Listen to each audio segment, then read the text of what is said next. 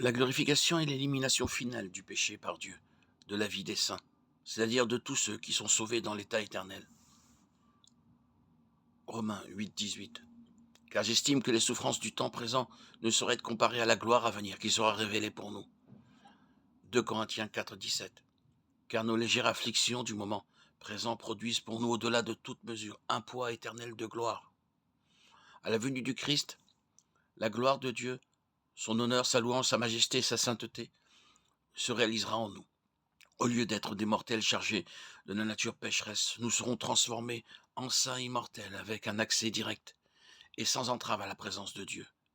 Et nous jouirons de la sainte communion avec lui pendant toute l'éternité. En considérant la glorification, nous devrions nous concentrer sur le Christ, car il est la bienheureuse espérance de chaque chrétien.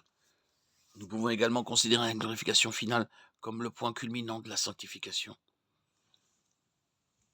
La glorification finale doit attendre la manifestation de la gloire de notre grand Dieu et Sauveur Jésus-Christ.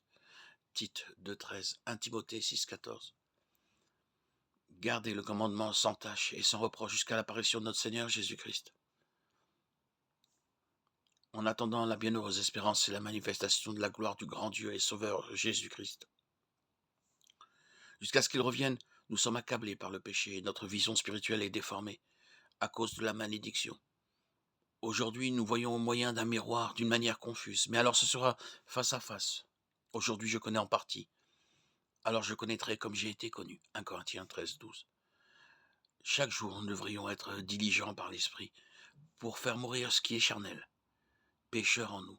Romains 8, 13. Car si vous vivez selon la chair, vous mourrez. Mais si par l'esprit vous faites mourir les actions du corps, vous vivrez. Comment et quand serons-nous finalement glorifiés? À la dernière trompette, lorsque Jésus viendra, les saints subiront une transformation fondamentale et instantanée. Nous serons tous transformés en un instant, en un clin d'œil. 1 Corinthiens 15, 51. Alors le corruptible revêtira l'incorruptibilité. 2 Corinthiens 3, 18 indique clairement que, dans un sens mystérieux, clairement,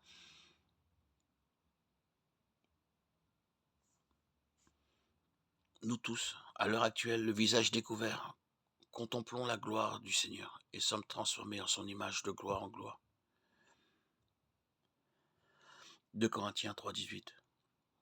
Pour éviter que quiconque ne s'imagine que cette contemplation et cette transformation dans le cadre de la sanctification sont l'œuvre de personnes particulièrement saintes, l'Écriture ajoute l'information suivante, car cela vient du Seigneur qui est l'Esprit.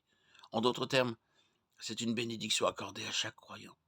Cela ne fait pas référence à notre glorification finale, mais à un aspect de la sanctification par lequel l'Esprit nous transfigure en ce moment même.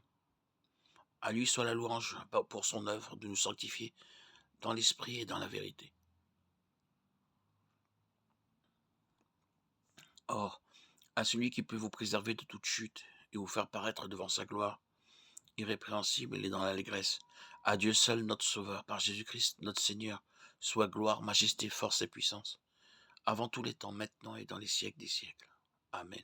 Jude 24, 25. Jean 17, 17. Sanctifie-les par la vérité. Ta parole est la vérité. Jean 4, 23. Mais l'heure vient, elle est déjà venue, où les vrais adorateurs adoreront le Père en esprit et en vérité, car ce sont là les adorateurs que le Père demande.